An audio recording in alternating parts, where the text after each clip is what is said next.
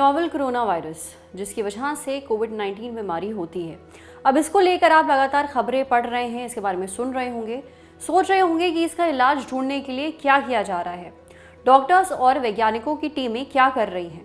तो एक अच्छी खबर है, इसकी एक्सपेरिमेंटल वैक्सीन का पहला शॉट इंसानों को लगा दिया गया है ट्रायल के लिए।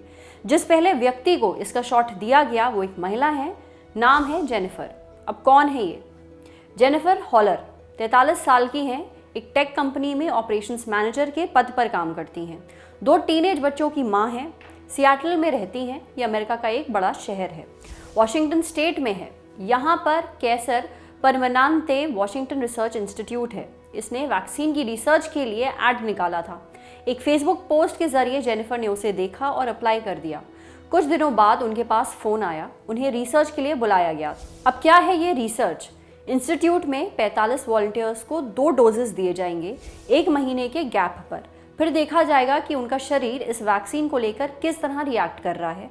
अलग अलग लोगों को अलग अलग ताकत वाली डोज देकर देखा जाएगा कि कितने स्ट्रेंथ वाले डोज उनको तैयार करनी है वैक्सीन के लिए। उसके बाद फिर आगे बढ़ेगी ये रिसर्च। डॉक्टर लीजा जैक्सन इस रिसर्च को लीड कर रही हैं। जेनिफर हॉलर ने एसोसिएटेड प्रेस को दिए एक इंटरव्यू में बताया, हम सभी असहाय महसूस कर रहे हैं। ये मेरे लिए कुछ कर पाने का एक बेहद बढ़िया मौका है। मेरे दोनों बच्चे सोचते हैं कि मेरा इस रिसर्च में प्रोजेक्ट में हिस्सा लेना बहुत अच्छा काम है। इंजेक्शन लेने के बाद कमरे से बाहर निकलते हुए उन्होंने कहा कि मुझे अच्छा लग रहा है। इस रिसर्च को लीड कर रही हैं डॉक्टर लीजा जैक्सन। उन्होंने एपी को बताया कि अब हम टीम कोरोना वायरस हैं। इस आपातकाल की स्थिति में लोग जो भी कर सकते हैं वो करना चाह रहे हैं। अब वैक्सीन कैसे काम करती है? शरीर में नए वायरस के आने पर हमारा जो इम्यून सिस्टम है वो चौंक जाता है। जब तक इस वायरस से लड़ने की तैयारी करता है तब तक काफ़ी नुकसान हो जाता है शरीर को। वैक्सीन में वायरस के कमज़ोर सैंपल होते हैं ताकि शरीर उनके लिए पहले से तैयार रहे। शरीर का इम्यून सिस्टम इन कमज़ोर सैंपल से लड़ने के लिए खुद को तैयार कर लेता है और वायरस उसके लिए नया नहीं रह जाता। लेकिन कितनी मात्रा में डोज दी जाएगी, उससे शरीर को कहीं कोई खतरा तो नहीं, कोई साइड इफेक्ट तो नहीं, ये सब मापने में समय लगता है। अब इस टेस्ट के बाद क्या होगा? वायरस के रिस्क को ध्यान में रखते हुए क्लिनिकल ट्रायल कई फेज में होते हैं।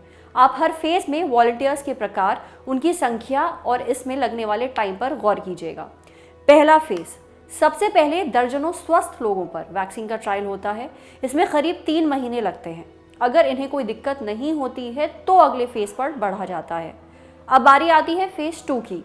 इस बार सैकड़ों लोगों को टीका लगाया जाता है। कोशिश होती है कि ये लोग वायरस के संक्रमण वाले इलाके से ही हों। इसमें 6 से 8 महीने लग जाते हैं। अगर यहाँ भी सब चंगा होता है तो अगले फेज पर बढ़ते हैं, यानी फेज 3।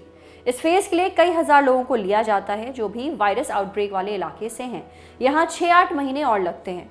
अगर इस फेज में भी कोई दिक्कत नहीं होती है तो मामला आगे बढ़ता है अप्रूवल की तरफ। सारे टेस्ट का डेटा किसी ड्रग रेगुलेटरी बॉडी के पास जाता है। भारत में यह है central drug standard control organisation. America में इसका नाम है US food and drug administration. ये संस्थाएं सारा डेटा देखती हैं और उसके बाद फैसला करती हैं कि वैक्सीन को अप्रूव करना है या फिर नहीं करना। इस प्रोसेस में भी कई महीने या साल भर तक का समय लग जाता है।